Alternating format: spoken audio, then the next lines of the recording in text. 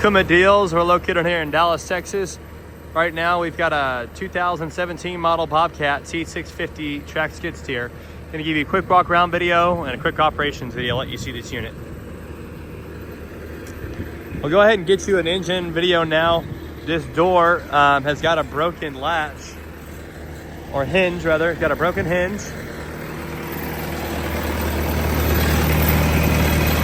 That needs to be welded and repaired.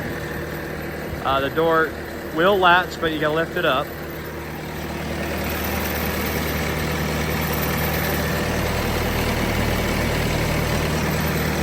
Engine runs clean, no blow-by. Nice clean oil. No lifter ticks or rod knock of any sort.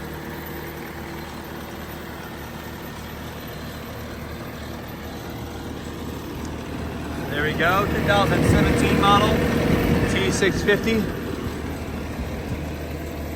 Tracks are about, 25, 30%, maybe 35.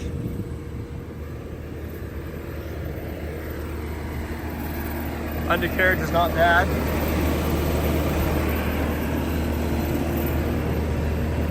Standard hydraulics on it, no high flow.